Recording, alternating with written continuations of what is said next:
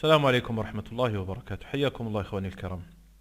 في هذه الليالي المباركة والساعات الفاضلة التي يعرف قدرها المؤمنون، للأسف نجد عصابة مدخل نيوز، هذه العصابة الإرهابية، نجدها قد استهلت هذه الساعات العزيزة بالسخرية والتهكم من مسائل الشرع وقضايا فقهية متعلقة بدين الله تعالى قد تكلم فيها العلماء الأئمة. انظروا إلى ما في هذا الهاشتاج فتاوى الليلة المدخلية الأولى من رمضان.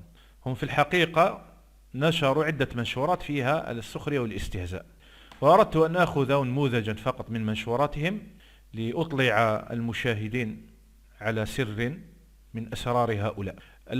هذه الصفحة خصصت كما ادعى أصحابها في النيل من السلفيين، وعلى رأسهم الشيخ ربيع المدخلي، هذا الإمام العالم.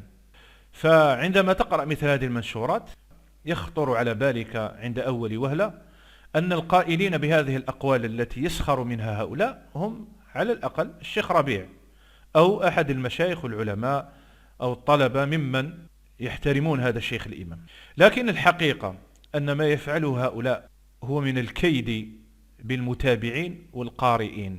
بالله عليكم انظروا إلى عدد الإعجابات، أكثر من 700 إعجاب وتهكم، وما يقارب 200 تعليق، وكثير من هذه التعليقات موافقة لما قاله صاحب المنشور. لا يجوز قول رمضان كريم، لأن رمضان ليس هو الذي يعطي حتى يكون كريما.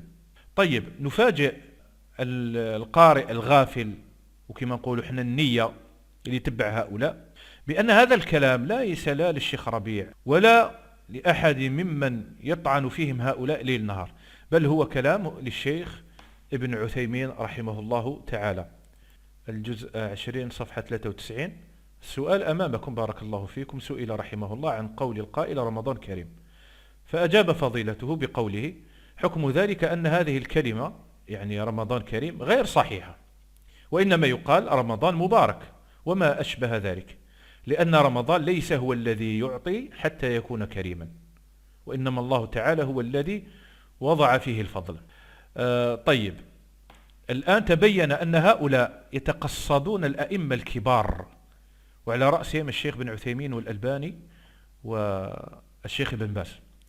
لما أقول أن هؤلاء من فلول الإرهاب ومن فلول الحزب المحظور، فالسامع العاقل الذي فهم شيء من تاريخ هؤلاء يعرف أن هذه الجماعة تطعن في الأئمة الثلاث ويسمونهم بعلماء السلاطين، لكن في هذا الوقت أكثر الناس يعرفون قدر هؤلاء الأئمة الثلاثة، فلا تنتظر منهم أن يفتحوا صفحة باسم ألباني نيوز أو بازي نيوز أو عثيميني نيوز. لو فعلوا ذلك لتفطن لهم أصغر الناس. لكن بما أن الكثير من الناس لا يعرفون الشيخ ربيع المدخلي، لذلك استثمروا في جهل الناس بمكانة هذا الشيخ، ففتحوا هذه الصفحة باسم مدخل نيوز. الآن ما دخل الشيخ ربيع في هذه القضية؟ أتستهزئون بالشيخ بن عثيمين رحمه الله؟ أزيدكم شيئا وأختم به. هناك شيخ من مشايخ هؤلاء اسمه صالح المنجد.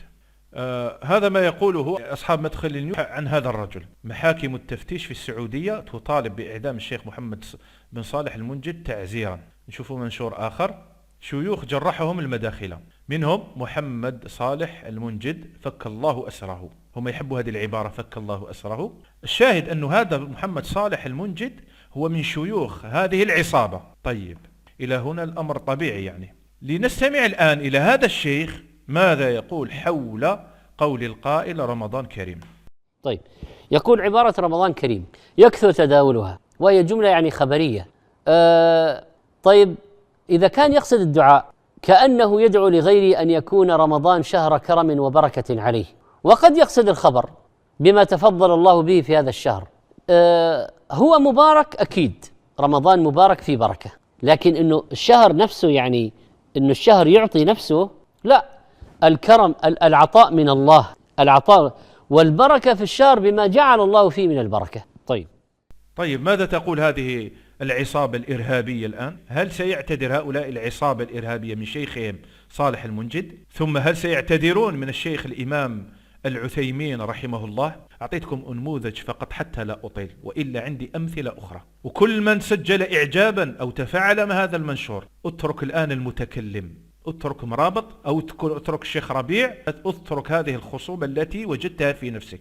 الآن هل ستتراجع وهل ستعتذر من مشاركتك في هذه الجريمة؟ اللهم إلا إذا كنت مثلهم تحمل حقدا حتى على الشيخ بن عثيمين الذي تصف هذه العصابة بالشيخ السلطان، وهو واحد من شيوخ السلاطين، جبناء لا قدرة لهم على المواجهة، لذلك يمكرون ويخادعون الجهل من الناس والعامة. قضيتكم مع الأئمة، وفي كل مرة سأثبت ذلك، وسأرجعكم إلى أيام العشرية السوداء يا عصابة مدخل نيوز. والسلام عليكم ورحمة الله.